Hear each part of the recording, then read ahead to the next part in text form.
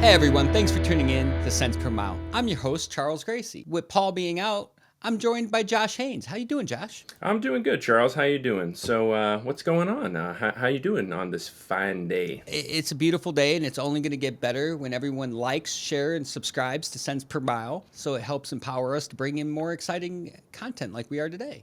That is spot on. What are we talking about today? Well, we're having three drivers talk. It's going to be a driver lounge talk, just like my old days back at the truck stop when you get a bunch of different drivers around and we're talking about various issues. Today, I got Freight Waves Back to Truck Up team, Rooster and J-Mart joining us, and we're going to cover a bunch of different issues. Well, that sounds exciting. Let's get into it. All right, so welcome to the show. Justin, also known as J-Mart or Super Trucker is your handle, and Rooster. It's a small world out there. Yeah, our crossover episode's fun.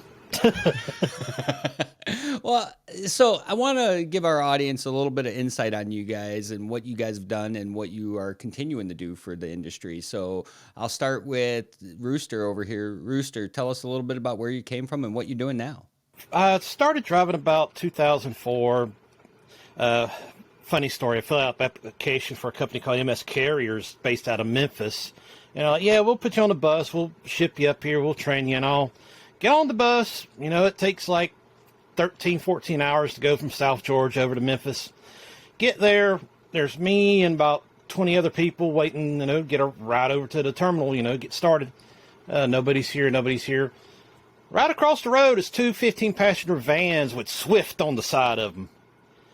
Finally, guy rolls down the window and says, "Hey, y'all with MS Carriers?" "Yeah, we bought y'all out yesterday." So, unfortunately, my first 4 years of trucking was Swift, so yeah. Basically been company driver since then. About 5 years ago, got the owner-operator itch. Didn't become an owner-operator, became a lease operator with Schneider. Worked with him a couple of years, transitioned over to Landstar, was a BCO for them for the last 3 years. Rode the top of the mountain, and when the first car of the roller coaster went over the top, truck broke down. Got stuck in the shop in Firestone, Colorado for about 3 weeks waiting on parts. Lo and behold, some guy named Tim Dooner sends me a message on Twitter, say, "Hey, you want to fill out an application for driver-centric, what we're going to call the Barstool Sports Freight?" "Yeah, I'll do it." And here I am now, head writer, BackToTruckup.com, and co-host of Back to Truckup podcast. Nice. So that's a wild ride. You get 5 drivers in a room, you're going to have 10 different career paths. So speaking of different career paths, Justin, tell us a little bit about where you guys came from and what landed you to where you're at now. Yeah, so I started driving in 2007. I also started with a mega carrier. I went with I started with Schneider.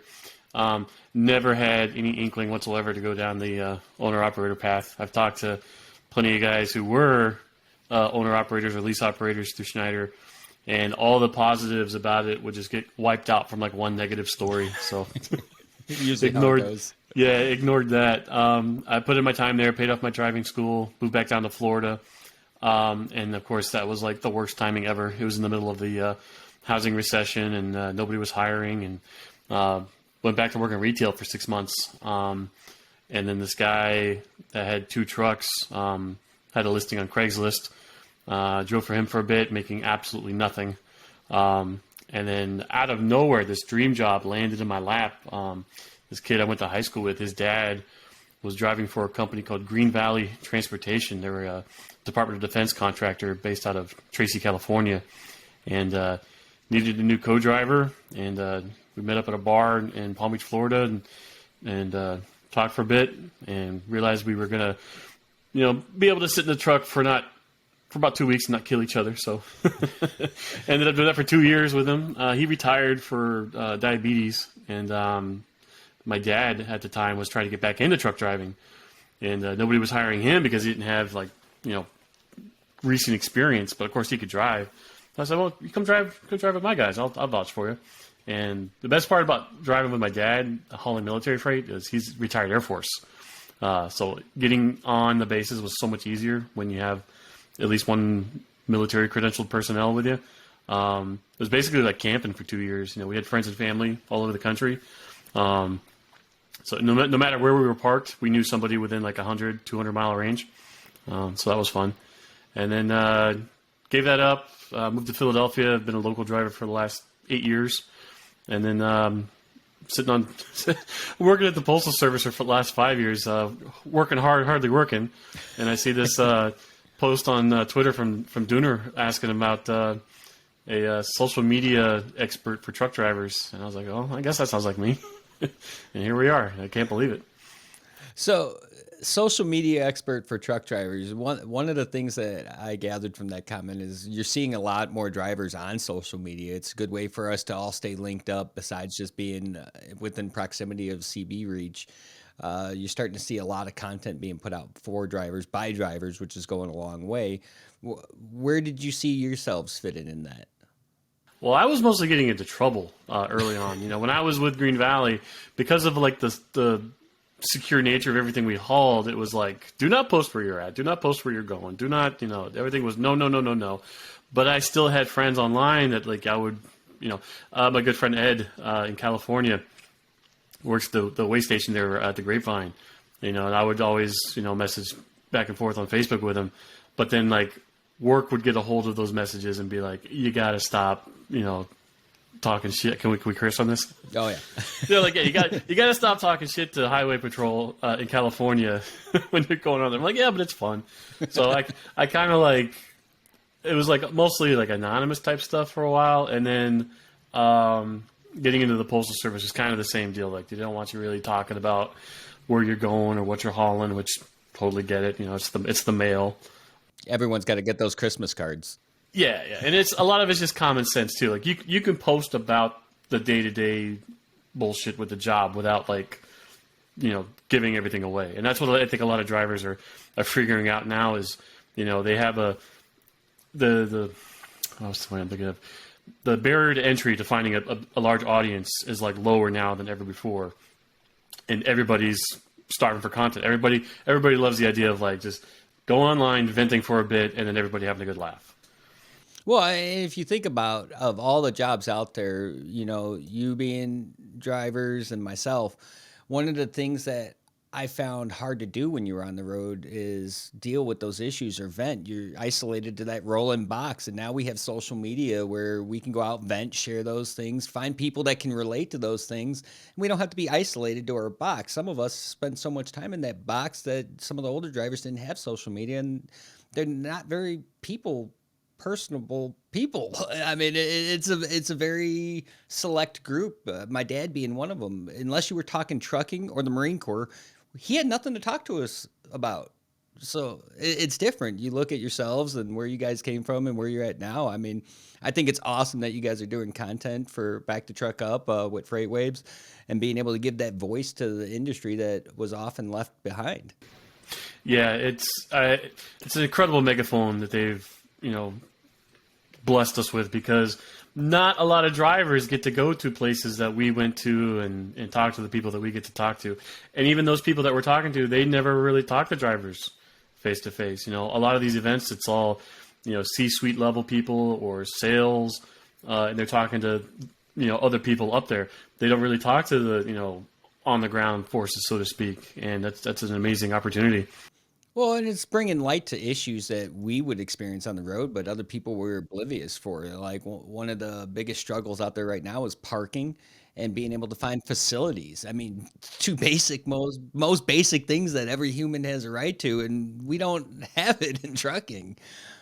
Yeah, I'm not a fan of a lot of the talking points that the ATA has, but they really have this great one about there's 11 trucks for every one parking spot available right now, and like that that number there is just, it's completely unsustainable.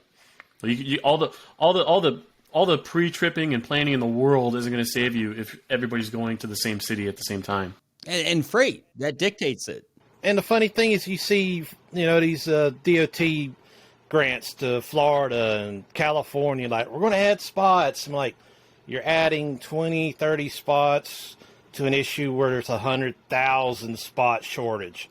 It's not even a drop in the bucket. Well, and some may say it's a step in the right direction, but they're not the ones out there on that road. That 20 spots is like, okay, I get it, but we need a bigger scale solution, whether it be more paid spots available, whether it be government paid spots where the government takes over and says, hey, listen, we got this extra land and they got it everywhere. And they turn it into truck parking and charge for it to the companies. I mean, there's so many different solutions that can be cast on this. I'm not sure 20 is the solution other than a good social media post. Yeah, in Florida, I'm having lived down there for a while. Growing up, you never really think about it. You would just see a truck parked here or there every once in a while. But once I was on the road for a while, every time I went back home, every driver goes through this. You just subconsciously are looking like, oh, I can park there. I can park there. You're always like looking around for places. It's been 6-7 months since I've been in the truck, and I was parked in my company lot every day for the last 5 years. But I still, everywhere I go, I'm like, hey, you can fit a truck there. You can fit a truck. It drives my wife nuts. But the problem with Florida is they really don't have any more room down there. Everything's right there along the coast, and any spot where there was room for parking, like you said, it's paid parking. So either they got to jack the rates up, or start leveling some abandoned homes somewhere. I really don't know what the solution in South Florida would be. Have you seen Chicago? It's a good parking lot. Schneider has like this weird thing where like they send all the new drivers to Chicago first. My first like 3 months, I just was like all Gary to Chicago. There's nowhere you could park in the outskirts of Chicago, but there's really nothing when you get in there. And I used to haul fuel in Chicago. They'd send me to the projects at 2 a.m. and then send me to downtown like Belmont and Clark in the middle of rush hour. And I'm like, who is making these loads? Like, obviously no one that's had to drive a truck in downtown Chicago with a tanker. Yeah, well, I'm up in the Northeast now outside of Philly, and so there's no truck stops in Philadelphia. You either have to be a local driver or know somebody who is one, and they can tell you all the little secret spots. There is plenty of quote-unquote parking in Philadelphia, but a lot of it's going to be street-level parking. You probably don't want to like leave your truck unattended because all your stuff's going to be gone overnight, which is a shame because Philadelphia is not a big city, and I kind of deviate on a tangent here. I see a lot of guys on TikTok ranting about how boring it is, being stuck in the truck wherever you're parked now. Like, you don't get to travel and see the sights in the semi, which sure, fine. That was definitely the case when I first started. But nowadays with, Uber and Lyft and stuff, you could easily park a truck somewhere at a truck stop, hail a ride, and then go be a tourist for a day. And it's super easy to do in Philadelphia. It's just you don't want to leave your truck, abandoned somewhere. Well, you might get it offloaded faster than you thought. So now that we're talking about truck parking a little bit and, areas that we like and stuff, I have to ask, being that we got 3 of us in the room that have driven, what's your favorite state to drive in? Favorite state? Gonna sound weird, but I actually do like Wisconsin a lot. Great places to park, great scenery. Yeah, like you said, if you get lucky, get like Madison for a 36. Take a little shuttle ride or Uber ride up to one of the hotels like Great Wolf Lodge or Yogi or something like that. Great. You can call them B-level truck stops, quick star, and a grocery store inside of a truck stop. How many places you've seen that? And yeah. All right. It's a great spot. Also, if you want to get up close to Canada, just right up to the top of the state. Take a little drive across over to UP, Michigan, and there you are. What about you, Justin? Maybe Washington State. Every time I drove through there, the weather just sucks. It's absolutely miserable. It's dreary and cloudy and gray all the time, and you're thinking, what the hell is anyone even doing living up here? They have grass growing on the rooftops because it's just soggy and gross all the time. But then you would go through that one day where the sun is out and the skies are clear, and you're like, oh, I get it. I totally get it. See it now. That one day is so glorious and beautiful that it just completely resets your battery. and then you get the hell out of there. So mine was different. Mine was kind of instilled into me with my teammate when I was driving. We used to play a game, and it was the most fun in Texas. You know, we ran teams, so we tried to find the most messed up spot that had to have two things: coffee and a bathroom. That was the only rules. And you try to have them wake up in that spot. Well, I woke up with like crows the size of roosters in Texas, a porta potty, and and a little pump coffee stand that was at a gas station. All I saw was sand. I didn't even know which way on the road we were going to go. And he's just sleeping. He's like, I won. And I'm like, yeah. So for me, it was fun in Texas to try to find the most messed up place to leave my teammate. We had a similar situation on I-40. My co-driver was driving and just completely blanked out and forgot to fuel the truck and ran us out of diesel. I'm in the back sleeping, and I wake up because I can feel the truck rolling, but the engine's off. And my first thought is, oh shit, something happened. What's going on? And I open the curtain, and he's got us off the side of the road. We're on like a frontage road, and we go up the exit ramp, blast through the stop sign, coast down the end, and there's like a gas station right at the end of the on ramp. And he pulls in. Now, of course, because we ran the truck out of diesel, it doesn't matter if you fill it up. Like we were able to get to maybe 10 feet from the pumps. But even if we got to the pumps, because the truck ran into diesel, you can't just fill it up and start it. You got to have, road service come out there and prime the pumps again. So yeah, that was one of our few arguments when we were driving together. I was like, "How do you forget to fill the truck up?" He's like, "I don't know. I was just driving and spaced out." Yeah, all those buzzers on the truck and the lights that are coming on. I don't know how you missed that. No. What's that light? That's fine. Yeah, it's all right. It's just don't pay attention. It's like the ABS lights. So on that, note, going on to the opposite side, what's your least favorite place to drive? I can actually name the place. PepsiCo Distribution, Jamaica, New York. You literally have to go through, got to take 95 through Manhattan, then cut down south, cross back over the river onto I believe it is part of Long Island.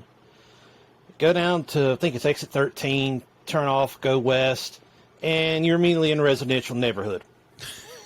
Then you keep going. You go into, I believe it's, I'm not certain, but it's like this Asian community. I don't know if it's part of Koreatown or not. You have to go through it, and it's like cars on both sides. It's two-lane road, cars on both sides of the street. Really room for you to go through, but it's a two-lane street. Then you get to the waterfront where the distribution center is, and it's built for 40-foot trucks and trailers back in the late 70s, early 80s. Not the 70-foot monsters we have now. So while you're working, your front tire is on the edge of the water, edge of the concrete, about to go off in the ocean. Just a little nerve-wracking. I have the video of this. I'll have to put it up sometime for everybody to see this mess. I think I saw some of your dash cam photos from there, and yeah, it's pretty tough. I mean, That was it. Yeah, Philly's got some pretty tight areas too, but nothing like that. Yeah, most of the time you're just driving straight through to get to wherever you got to go. As far as my least favorite, Chicago, that'll always hold a special place in my heart. It was like the beginning of my career, and I was like, what the hell have I gotten myself into? And every place they send you to, it's like a warehouse inside of an alley down a road with cars on both sides, and you're just like, hey, can you get some of these guys to move? And they're like, well, all the other trucks get in, and it's like, well, cool. All those other trucks probably haven't had their CDLs for 6 weeks. I hope they have good insurance. So yeah, Chicago does have some weird spots. Being that that's where I started my driving career, I had to go through alleys, move this dumpster out of the way, and then make sure you move it back when you're pulling out. All these weird things that happen out there. But I will isolate an entire state when selecting my worst place to drive, and it's because the whole state, to me, is ill prepared with accurate signage dictating where you're going to get off. Ohio. Really? It's like, hey, squirrel, That's how I felt, like squirrel. It's just people constantly cutting across lanes because the signs are just immediately right there in an exit. Versus Illinois, we were spoiled with, oh, you got 5 miles to your exit, you got 3 miles to your exit, you got 1 mile to your exit, and then you get to Ohio and it's just like, oh, I got to get off here. That to me was terrible. Maybe, again, I was spoiled in Chicago. Like, Chicago traffic didn't bother me. Maybe because I spent so much time there, I was immune to the effects of it. And Ohio's an interesting state because it's kind of like Indiana, where it's really split into two states. You got Northern Ohio and Southern Ohio. Northern Ohio, just like Ohio, Indiana, Illinois, it's just flat as a pancake, boring as hell. But then Southern Ohio, you got some pretty good. People don't think about it, but you got some good hills out there. You can get some good squirrely roads out there. And I like that you say word hills, because I talk to a lot of drivers, and the one thing I hear now is, oh, I don't do the mountains. And I'm like, where are you at? That's not a mountain. That's just a big hill. Like, you want to see mountains. There can be tricky hills, but yeah, nah. So, all right, now let's go on to another, section of this talk. I want to talk about some of the best and worst stories that we've had as drivers. We each come from various walks of truck driving, and I think that, part of the value that this conversation is going to bring to the audience is the do's and don'ts, the good times and the bad. So whether it's a good time that you have or the worst time, what's one of those defining moments that stands out as far as a story that you will never forget in your driving career? Yeah, my first 3 weeks on my own with Schneider, I kind of hit like a mental block of like, what the hell have I gotten myself into? I miss my family, I miss my friends, I miss my bed. I mean, it just like, I was ready to just give it up. And like, I called my mom. I'm a almost 40-year-old grown ass man now, but I was on the phone bawling with my mom, being like, what the hell have I gotten myself into? And she's like, you do what you got to do, you figure it out.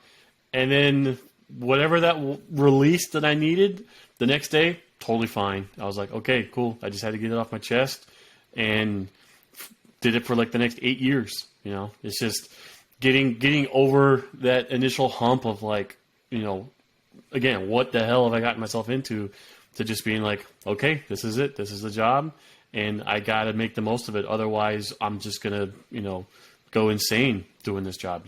Everything is a mind game. Really, you have to figure out how to not get bored on the road. You have to make the most of your downtime. Otherwise, you're just going to sit there and wallow. Well, and you think about it, you're isolated in this box. I know for me, it was a personal struggle. It seems like everything went wrong when I wasn't at the house and I was in the truck, miles away from home, and then all you have is time to stew on it. All you have is you're isolated to yourself. I was doing a lot of night driving for the lanes I was on, and that's even worse because normally you'd be able to call people and talk to them, and I didn't even have that because people were sleeping. I would call some people, and they'd be like, oh, Charles is bored. But it really, you turn molehills into mountains because you're just isolated and you're stewing on it, and I think today's drivers struggle with that. Were you married or in a relationship at all when you first started?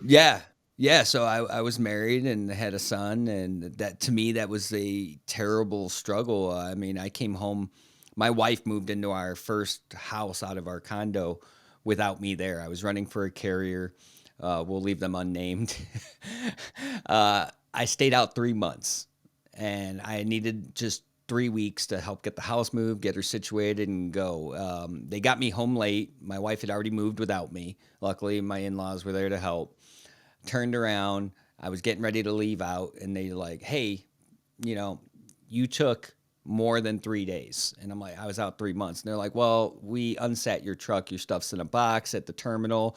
You might be lucky enough to get a newer truck, but it won't be the new one that you had. And I'm like, well, shit, I'm going to take my box. You can keep your truck. I was like, I stayed out 3 months. That's so frustrating with so many carriers that do that. They are not beholden to you whatsoever. You can do them all the favors in the world you want. You can stay out 6 months, and you say, hey, can I get just an extra day or two? Nope. I think with Schneider and early on, mine was I was out 6 weeks, and I was home 2 days, And yeah, it sucks. But then they have all kinds of dedicated lanes you can go on, and the home time might be more regular, but then the money's not there. Yeah, and so in trucking, you get home time or money. It very rarely aligns where you get a balance of both. Yeah, and I was the ideal candidate. I was single, unmarried, no kids, no house. I didn't even have a car. I was exactly the kind of person you would want, out for weeks and months at a time. And even in the beginning for me, that was a struggle. When I was driving team, I had a couple different co-drivers with Green Valley, and I watched this guy's marriage just fall apart over the phone. We're not even on the road 20 minutes, and his wife's already calling saying, "Hey, the washing machine broke, or this is happening. Or when you coming home? When you coming home?" It's like, well, it's literally our first day out. We'll be back in a month. Goodbye. So I ran team, and it was interesting. I've seen a lot of changes on this front, but it used to be like if you didn't live in the same area, every 2 weeks I'd go home.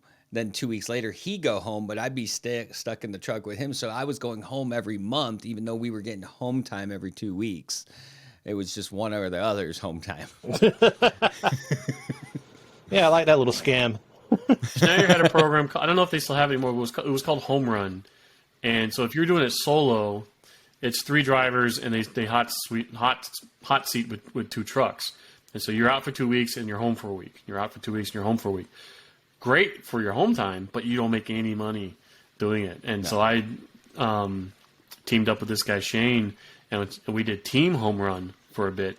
And if you run your ass off for those 2 weeks flawlessly, you can make money. But the first time you hit a shipper delay, the first time you hit a receiver delay, if you break down or anything, there goes the money. Because you only have a 2-week window to make as much as you can. And then you're off for a week. Yeah, and it was very frustrating. Sorry, Rooster. We completely forgot about Go ahead. You're the talker of the group. No, we got to hear your horror stories. Yeah, we got to hear your best or worst. I think mine's kind of best and worst. It's like the same thing as when I made that decision. I'm tired of being a company driver. I want to go out on my own, and I want to go out on my own. Well, I don't want to get my MC dot. I don't want to do all that. Let me just be a lease operator with somebody. I was already with Schneider, so let me just file the paperwork to transition over. And as much as I liked it, I much liked the money because, I was doing real good with their load boarding stuff. I really wish I'd went that extra step and did it right and went ahead and got my own authority and paperwork and all that. I hate to say it, I probably would still be a driver if I had my own authority and everything and had a truck that was paid off, Definitely wouldn't have signed my life away to a lease like that. I probably went to one of the auctions and got an old beat up used 10-year truck for like 20 or 30,000 back when the prices were low. So that's one thing I don't understand. Being a driver, and I kind of related to Justin. I never wanted to be an owner-operator. I never wanted to be a lease operator. I heard so many horror stories that I never wanted to do that. But I see plenty of people that did. They have the stories like yourself. What stopped you from going out and just like the first time we get a car, you get a used car, it would be cheaper to buy a used truck, build up revenue, and then buy a newer truck and not be leased on selling parts of your soul to a company? Well, I was a company driver, and they don't like to pay you but so much, just to be able to keep yourself alive, I didn't really have anything put away in the bank, and I really couldn't step out and do that. So, I had to take the lease and, make the $1,500 a week payments and, then, thankfully my truck broke down. I had to make an option to find something else or die. Really. Yeah, a number like that is something that kept me I can't imagine paying $1,500 a week for something. A lot of people, that $1,500 is like their rent or their share of the rent, and paying that, and that's per month. Yeah. No, when my dad and I were driving together, we were this close to buying a expediter truck and leasing onto our company because we had some owner operators that drove for us, and the owner of their company, Steve, he kind of shot it down because he liked driving or having flexible equipment options. He wanted guys driving tractors that you could have a trailer or a drum train on there. And if all we were driving was, the expeditor truck, that would really limit our carrying capacity for what they wanted. So once we kind of hit that wall, we just realized, like, okay, we ready to give this up. And then some friends of mine from Philly called and said, hey, we got a room available. So I was like, okay, that's the end of that. And then I was a local guy from then. I got lucky, your guys' transition seems along the same route. I don't think the industry should be like that, where we have to consider ourselves lucky that we come across a dooner, or in my case, it was a torn ACL. That's how I got out of the truck. I tore my ACL. It wasn't workers' comp or anything like that. I was on the shelf and someone's like, hey, you've done a good amount of training. Why don't you design a training program? We want to find a way to convert this into a puppy mill. And that's exactly what they had me design without actually coming out and saying it. It was, hey, you're going to design this training program. Tell us how long it'll take. And I'm like, 3 weeks before they go out with a trainer. And they're like, okay. So for the first 2 weeks, it went 3 weeks. And then it was, okay, now we need it done in a week. Then it went down, now we need it done in 3 days. Oh, and by the way, we need to pair up the best and the worst students because they're going to train each other. We don't have enough trainers.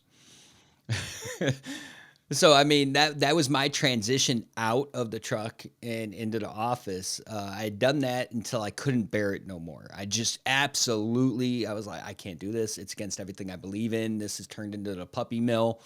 So then I took a job as a recruiter for commission only, like no base whatsoever.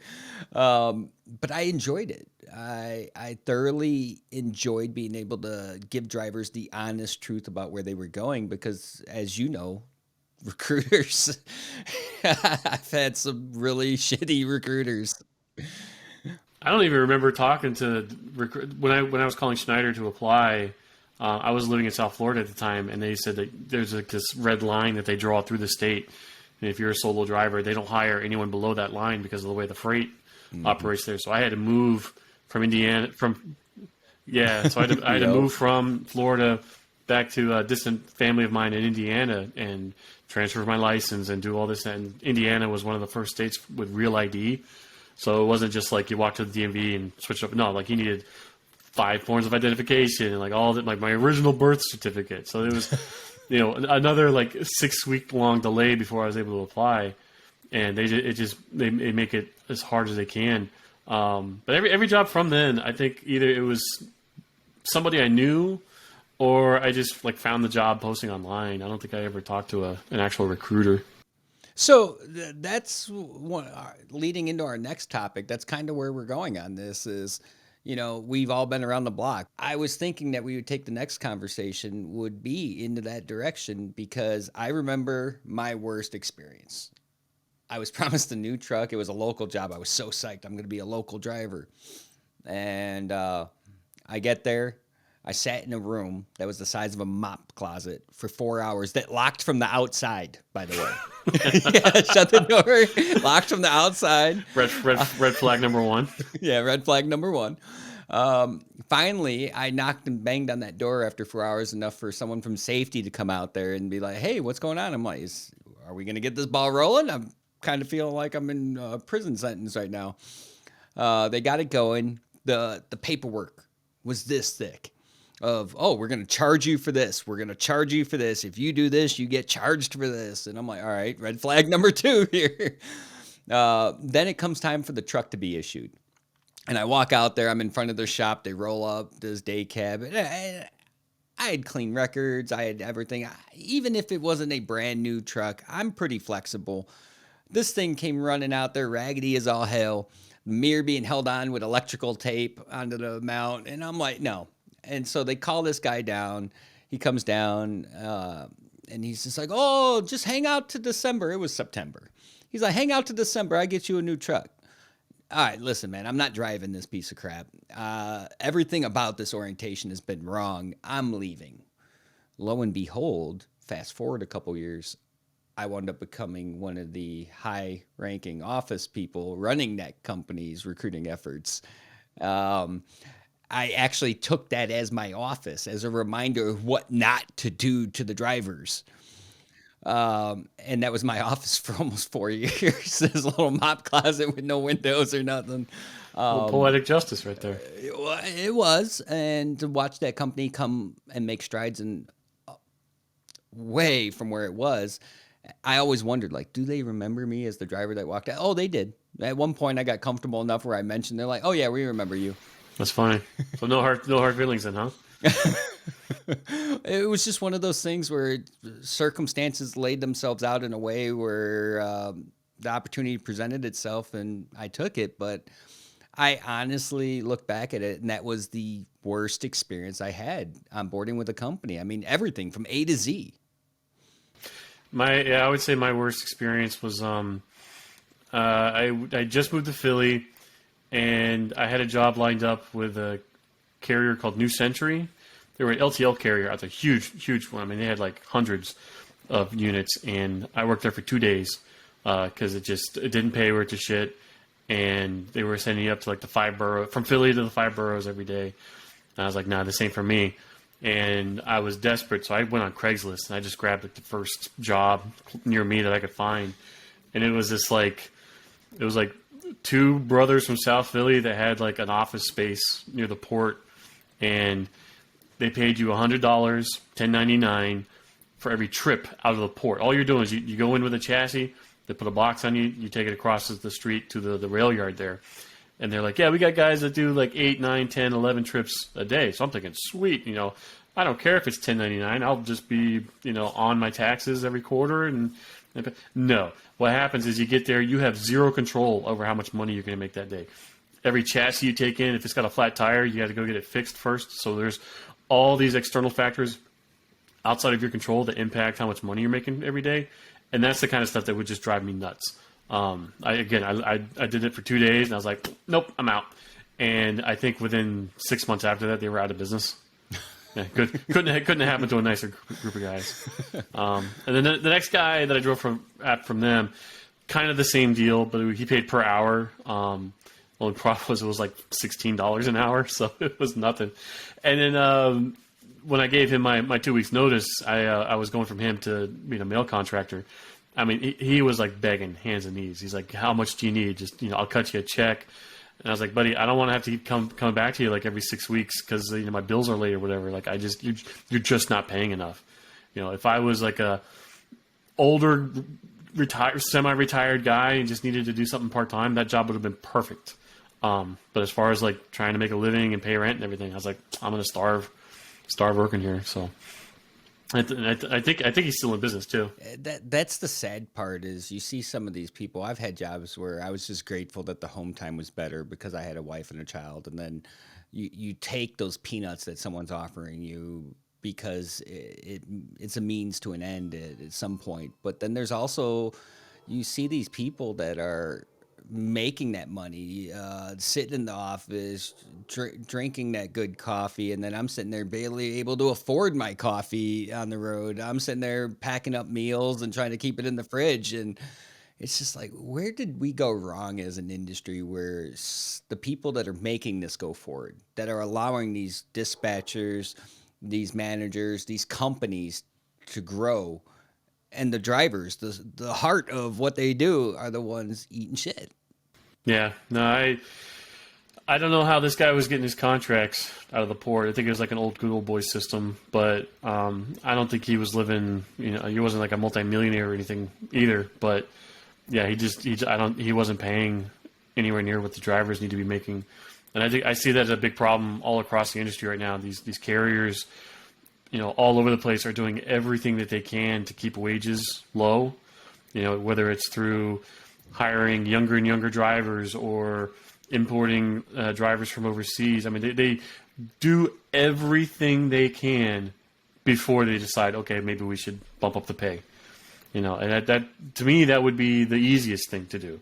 You're going to fix your turnover, hopefully. Fixing your turnover is going to fix 99% of the issues you have right now. You don't need to keep training and retraining and recertifying new drivers constantly if you have drivers that are with you for 10, 15, 20 years. Sure, you might have to pay them more, but I can't imagine that extra pay is any more than constantly hiring and paying higher insurance premiums and paying for training services and training programs and all these safety people that have to be involved with it. I can't imagine that's cheaper than just, paying them an extra 10% every couple of years. You would think, actually. So I worked with a carrier recently that just switched to an hourly wage, like slam dunk. We're paying $30 an hour. That's not bad. Yeah, not bad. 30 would be stellar in some places and okay in others. Well, and so the actual overall package, I was impressed with what they put together. It was $30 an hour for every 34-hour reset that you took in the truck. You got $150, so you're getting paid for your reset. Ooh. Yeah, I mean, overall, I was pretty impressed, and they were paying bonuses for extended dock time, even because they want to promote you to get off your clock so you can conserve hours to drive and make money. So you're getting paid for dock time, you're getting paid for 34, and then you're getting $30 an hour. What I found surprising was over talking to drivers, a lot of them were distrustful of the whole offer altogether. They're just like, I'd rather have cents per mile, which blew my mind. I'm like, no. No, take it from me. I've been paid by the hour. I've been paid by the percentage of the load. I've been paid by the mile, and I've been paid flat salary per hour. Is hopefully with overtime, but otherwise take what you can get.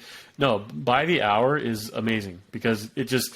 It doesn't happen overnight, but eventually over the weeks and months that you get accustomed to it, a certain psychological switch goes off in your head where you're like, why am I rushing? I don't need to be beating the clock. I don't need to be running as hard and as fast as I can. I can get there, with an extra, 50 miles or whatever. You give yourself a little bit extra space when you're not racing all the time. And I try to tell companies all the time, stop making guys race the clock. We talked to a driver who used to haul cars for Carvana, and those guys are all paid flat salary. And I was like, oh, that must help with the safety, right? Nope, out the window, because everybody's trying to run as fast as hard as they can, because if they finish their day in 9 hours versus 14 hours, they're paid the same.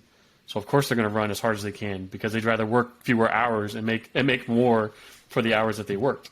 Yeah, I could see that. And so, Rooster, you've been doing this for some time as well. I mean, what's your thoughts? If you're trying to give advice to the guys out there, I've had this conversation 100 times where I'm trying to get them into the mentality of accept this hourly wage. It's better for you. It's going to be more beneficial. You don't have to beat the clock. You can run at a safe pace. I mean, what's your view on this? Cents per mile, the mean base is like old-fashioned piecework. You got to rush as hard, as fast as you can, get as much done. I'm from small town South Georgia. We had a sewing factory, and what was that sewing factory doing? T-shirts. The more T-shirts, bundles of shirts you done, the more you got paid. So what was everybody doing? Running themselves crazy. And guess what? Yeah, people get sewing needles through their fingers, and fingers chopped off by the fabric cutters. It's any kind of piece work is not good. Hourly wages are great, but we have that stupid overtime exemption in transportation. Hopefully, the GOTS Act will take care of this. Flat salary, that's just to promote people not to work faster, get done, and they'll take risks as well there. And it promotes the wrong work environment, in my opinion, because there's those people that are going to do that extra work and pick up that slack, and those people are going to not get paid anymore. And then there's going to be the underperformers that are going to sit there and say, well, I'm a pulse, I'm in the chair, and I'm going to get the same amount, so why should I go that extra mile? Yeah, it's all about incentives because, Publix used to have the same. I don't know if they still do this or not, but if you worked at a warehouse in Publix, they gave you the option: do you want to get paid by the hour or do you want to get paid by the piece that you move? And almost everybody initially goes by the hour, but then when they see how much more everyone's making, per piece, they switch over to that because then they can clock in, bang out 3 trucks, and then clock out for the day, and they're making a killing. You don't have that with truck driving. You can't get in a truck, drive 120 miles an hour, and then be done for the day. It just doesn't happen. So you got to change the incentives. And companies like that, they'd like for you to work faster and get done sooner. That way they can put more work on you, and then just slowly fill up. It's like a frog in a slow boiling pot. The more you do, the more they turn up that temperature on you. And they cram it in.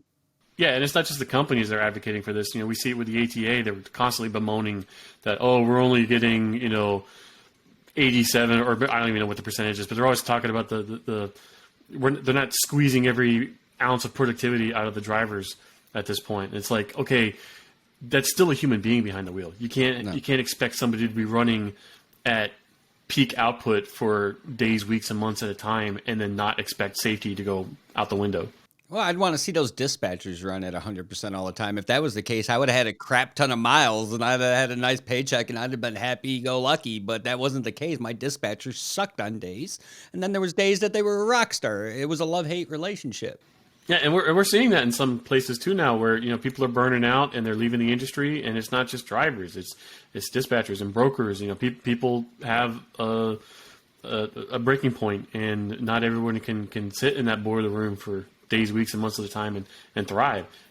They could be paying all crazy money in the world that they want, but some people would rather take a pay cut and work a lot more relaxed than living in that high pressure environment. And I think you would see that with hourly pay for drivers too.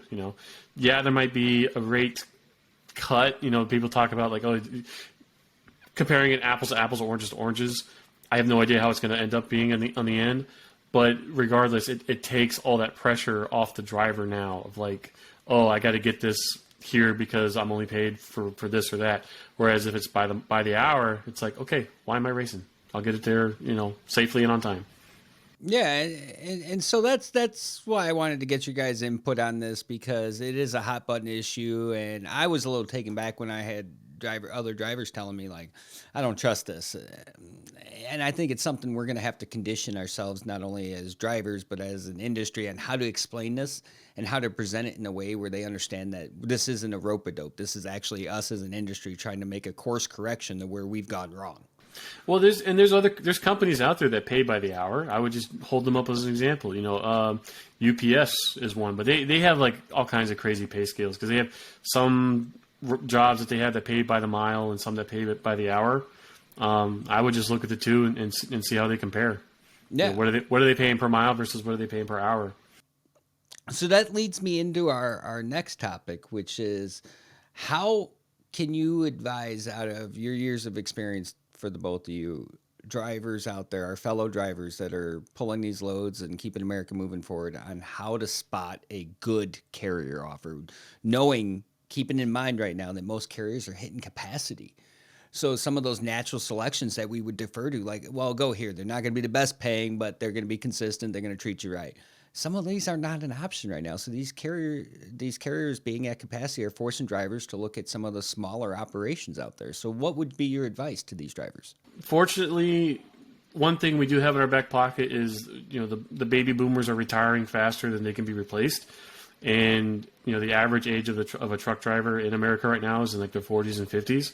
So even that talking point of carriers being at capacity, that won't be the case forever. There's always going to be a need for new, fresh blood going in.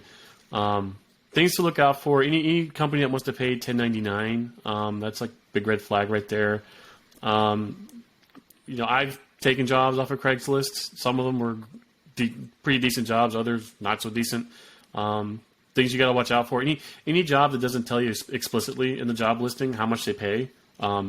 Do not walk, run away from that job. Talk to other drivers who've driven for them. If they won't give you other drivers to contact, again, do not walk, run away from that company. And then social media, drivers for Walmart right now are hot on TikTok right now, because, they got famous last year with bumping up their starting pay to $110,000 an hour. An hour, 110K per year. About to say, we're about to all three hop in line and go. I'll race you. I'll race you there. But I'm watching these guys on TikTok left and right, fielding questions from people, because first people don't believe it, and then it's okay, what's the bullshit that comes with a pay raise like that. Are there cameras in the trucks? Are they spying on you? Is there this or is that? The uniforms you got to wear. It's stuff like that. Companies that pay the best are going to expect the best out of you. So that's something you have to consider as well. Is like, are you comfortable with having a camera facing you in the truck? Like companies like that. Again, do not walk. Run away from them. Walmart does have cameras in the trucks, but they do not record facing inward, only outward. So the drivers are saying on TikTok. And I had inward-facing cameras. I mean, they didn't bother me. I'm not going to go out there and advocate for them. Me personally, they didn't bother me. But that's because I just closed the curtain and I was clear of it. They said it went off. I believe it to an extent, not wholeheartedly. It was a very expensive hat rack. I don't mind cameras facing outwards. I think it's a great idea, especially for defense for the drivers. Like if there's an accident and like you're not at fault, it's like the best lawyer you have. But if you were at fault, sorry, driver. Yeah, and I just think as like a privacy advocate, nobody wants to have the Palantir staring at you all day, every day while you're on the job. And even if like you're an office worker and you've got a CCTV camera pointing at the back of your head all day, when you clock out and go home, that camera stays right there. Whereas in the truck, that camera is with you 24/7. Yes. Nobody wants that. Well, and you're not wrong. It made me uncomfortable. We did an episode on it a little while ago, and my thing, and Paul agreed, was let's put these cameras at the people's desk. Better yet, since, they're watching us, let's put cameras at their desk watching them, and let's put cameras at the people's desk that are watching them. Where do we draw the line if we're going to do that? And I think that's a slippery slope. And if it has to get to the point where you need that kind of surveillance equipment on your drivers because either the quality of drivers you're hiring isn't that great or your insurance is your insurance premiums are too high, that's an indication that there's like other problems right here. I am a huge fan of the Jocko Willink extreme ownership principle of like, you're a professional. This is the job you're hired to do. This is what is expected of you. If you do not meet these standards, okay, we will take corrective action. But to have all this micromanagement stuff forced upon you 24/7, first of all, the quality of driver that you're going to get that's going to be willing to put up with that is, going to be the worst kind of driver you want. Because any driver with a clean enough record worth their salt that can get hired somewhere else, they're going to go somewhere else. With that being said, I mean, we've had as drivers the discussion, and you guys and I had a nice conversation at F3 about the overregulation of the industry and how that's kind of deciding for us as an industry to deter new people from coming in. Because if you look at today's younger drivers, they're not going to accept being on a camera. They love technology. They embrace technology more so than some of the other generations. But what they're not going to accept is the invasion of their privacy. It's important to them. They're not going to accept the imbalanced lifestyle. The days of sending a driver out for 3 months and expecting that from every driver are long gone. These guys want to be home. They want to have a balance. They want to make fair wages. They want to be treated like human beings. They want facilities. They want parking. They want people to care. No, you're still a number when you get hired. As soon as you walk in the door, you got a number attached to you. You call into the dispatch or your office. They don't know you by name. They know you by your number. I call them unicorns. The best unicorn companies that I've ever driven for are ones like Green Valley, where it's a fleet of less than 150 trucks. The guy Steve that owned the company, he was a driver himself for many years. Getting hired at a mega carrier, that's probably good job security in like a down market right now. But like Rooster said, you're just a number when you call in. I forgot my driver number years ago, but I used to still have that. Every time I called somebody, I would have it in my head of like, don't use your name. They don't know who you are. Just, hey, driver. Truck number, driver number. Whereas when I was at Green Valley, it was like, oh, my dispatcher's name is Trino. So I call him, hey, he's got me on caller ID. So, he's like, hey, Trino, what's up? And he's like, hey, Justin, what's up? You're better off with the smaller to medium-sized carriers. And those are the ones that are really struggling right now. This whole talking point of like a driver shortage right now is complete BS when it comes to entry level, getting into the mega carriers. But I call it the pipeline. The new driver to experienced driver to good company pipeline has completely broken down over the last 5 to 10 years. And if you are a driver with a couple years under your belt with a clean record, the world is your oyster right now. These smaller companies that had the same driver driving for them for 30 plus years, that guy's retiring soon, and they need all the drivers that they can get. And those are the companies you need to be seeking out. I don't know how you would get a hold of some of these companies. They might not have an online presence, or if the drivers are that old, they probably aren't as social media savvy as some of your other drivers out there. But yeah, I would just keep your eyes peeled. Look around you all the time. Look at the trucks that you see on the road in your area. Take a mental note of all the company names you see. If they have a phone number on the back of them, call them up and say, "Hey, I'm a driver with X, Y, and Z years experience. This is my record. Are you guys hiring?" And see what happens. Never hurts to pick up a phone and start making some phone calls. Some of the best jobs I came across were ones that I scoped them out. I didn't wait for them to come to me. I mean, that was one of actually the most disappointing experiences as a driver. I had clean record, good work history, but recruiters or companies, they didn't treat it with respect. You'd fill out an application and they might call you a month later and then, oh, we need people. We needed people. Like, well, act like you needed people. I needed a job. You think I'm going to wait for you? You're not the greatest thing since sliced bread. Yeah, and a job like that probably gets hundreds of applicants a week. I know, like when I was in the Postal Service, one of the things that drives me nuts with them is whenever they have an opening and they need drivers. Like, say we need 70 drivers. When I was hired on, there were 72 drivers short. And when I left 5 years later, they were still 70-something drivers short. It's just that rotation of like new guys come in, but the old guys are retiring faster than they could be replaced. But when they post a job opening, it's literally for like 3 days. You would think a job with this many positions open, they would at least have it up for like a month to let people apply. But again, the Postal Service is weird. Anything you think needs to be done, they do it the complete opposite way.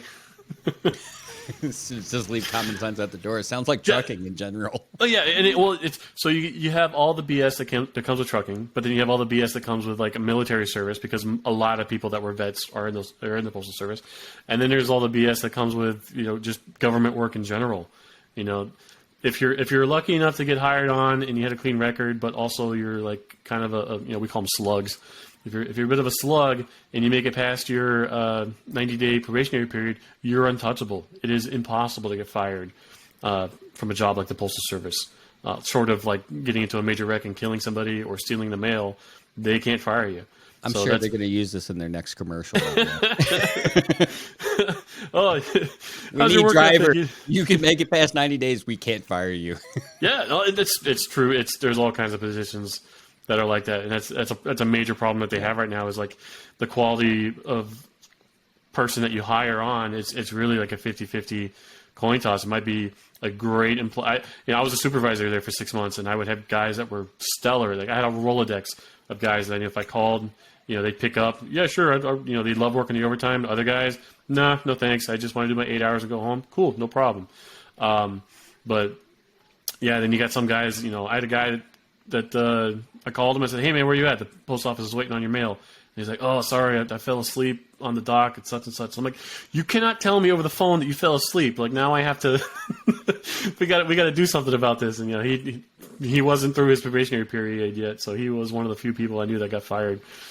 So, I think we as an industry need to be more driver centric. A lot of us use it for social media posts. A lot of it is exactly that. Let's put out a cool post. Let's put out us handing a little bit of swag out for the one day a year that we want to show our appreciation. Let's have a barbecue, even though none of our drivers are going to attend. We're going to take photos with the mechanics and dispatch and post it for drivers' appreciation, because we're thinking of you while you're stuck on the road. I mean, we as an industry have dropped the ball. Let me stand in front of my private jet while I announce that I'm going to go on my driver appreciation tour. The only thing missing from this iconography is smoking a cigar. Yeah, we blasted that CEO pretty good. Deservedly so. So there's a couple of them out there. There's not only that, but there's a couple like good cause ones on the surface. They look like good causes, and then you do some deeper diving. You find out like this person's got a private jet. This person's going here on that private jet. We want you to donate money so we can support our drivers and their causes, but yet you have a private jet.